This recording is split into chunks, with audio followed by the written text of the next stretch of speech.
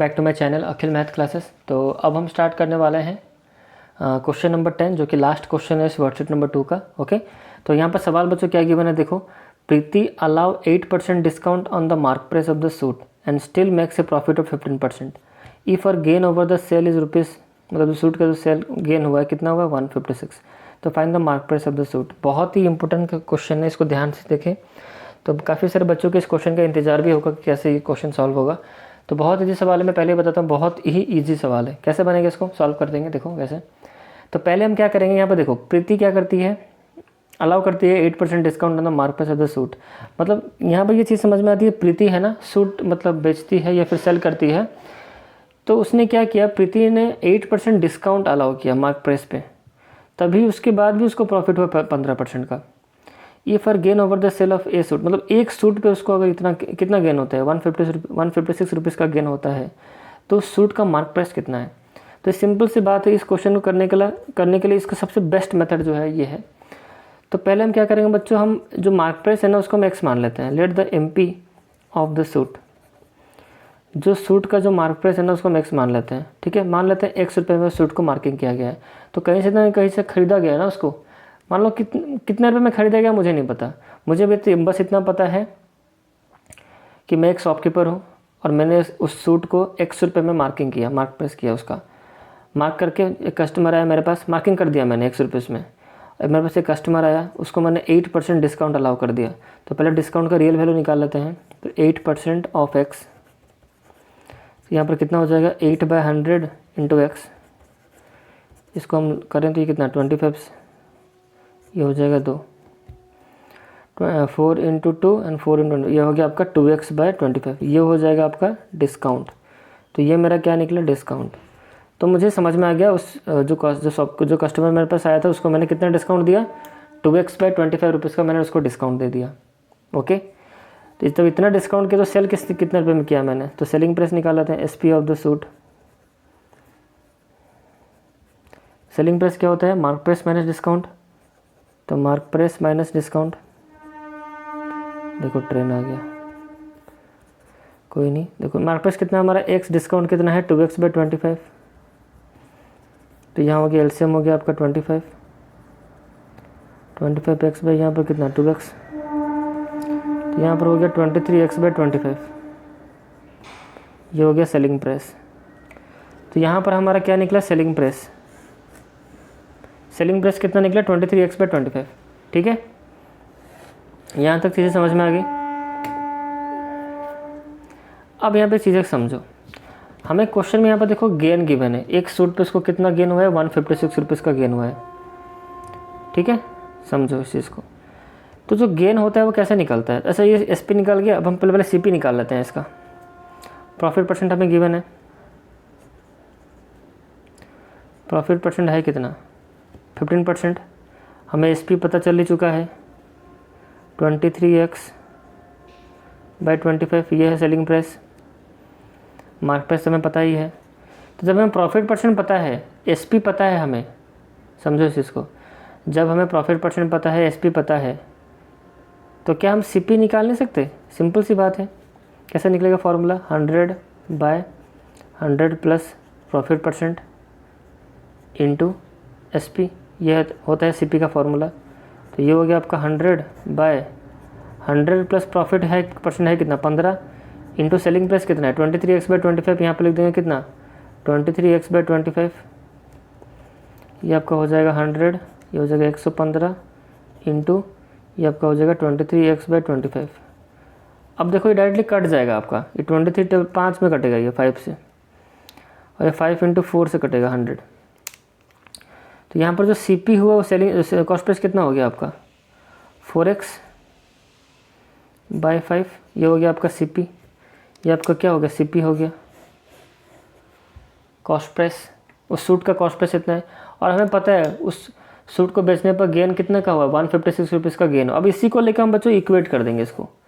मतलब हमें जो गेन हुआ है सूट पे, गेन ओवर द सूट, जो गेन पे सूट पे कितने गेन हुआ है, 156 रुपीज़ का गेन हुआ है, ये सूट का गेन है।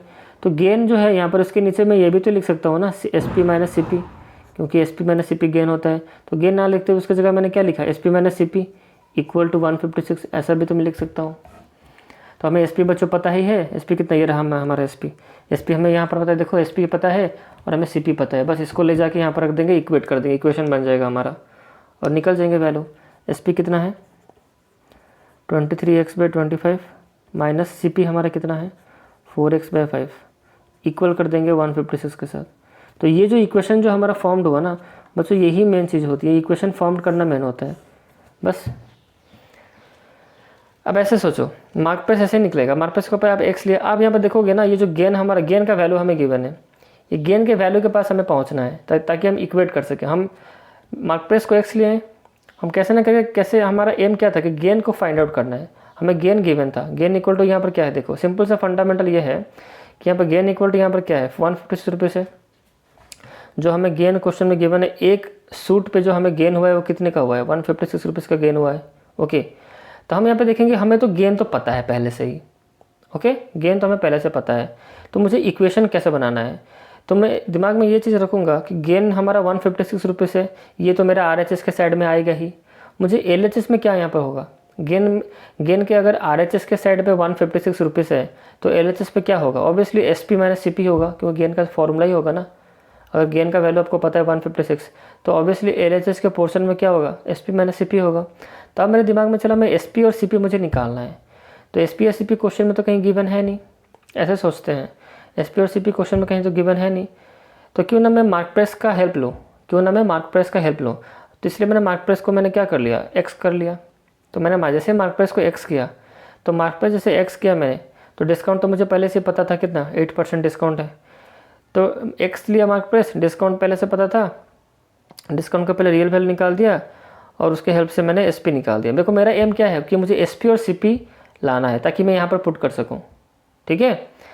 तो पहले जो मैंने मार्कप्रेस का हेल्प लिया, मार्कप्रेस को मैंने एक्स माना, क्योंकि मार्कप्रेस का भी रियल वैल्यू कहीं पर गिवन नहीं था, तो इसलिए मुझे इसको एक्स लेना पड़ेगा। जैसे मैंने मार्कप्रेस को एक्स लिया, डिस्काउंट हमें 8% गिवन था, तो मैंने डिस्काउंट का पहले रियल वैल्यू निकाला, उसके बाद मैंने SP निकाला। देखो अब यहाँ पर सारी चीज़ें कनेक्टेड हैं। अब SP निकालने के लिए ना डिस्काउंट का रियल वैल्यू चाहिए और मुझे MP चाहिए। SP का क्या फॉर्मूला है कि MP माइनस डिस्काउंट, ठीक है। नहीं तो स्टार्टिंग से आप ऐसे समझो कि गेन हमारा RHS साइड में गेन हमारा कितना है 156 रुपीज़ गेन है। इक्वेशन बनाने के लिए LHS के साइड में क्या चाहिए मुझे वैल्यू, SP और CP का वैल्यू चाहिए।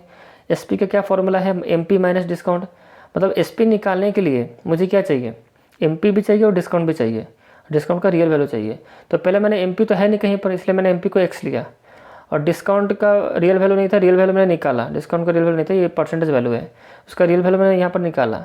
जैसे ये मुझे दोनों मिल गए ना, दोनों मुझे मिल गए, और मुझे पहले से पता था कि यहाँ पर अगर गेन का रियल वैल्यू यहाँ पर गिवन है तो LHS का जो SP और CP जो मैं खोज रहा हूँ वो ऑब्वियसली एक्स में ही होंगे, क्योंकि रियल वैल्यू तो इसका गिवन होगा ही नहीं क्वेश्चन में, ठीक है। या फिर किसी एक का गिवन होता और एक किसी का एक्स में होता, बट एक्स फॉर्मेट में रहेगा मुझे पता था, इसलिए मैंने यहाँ पर जो मार्कप्रेस को एक्स ले लिया,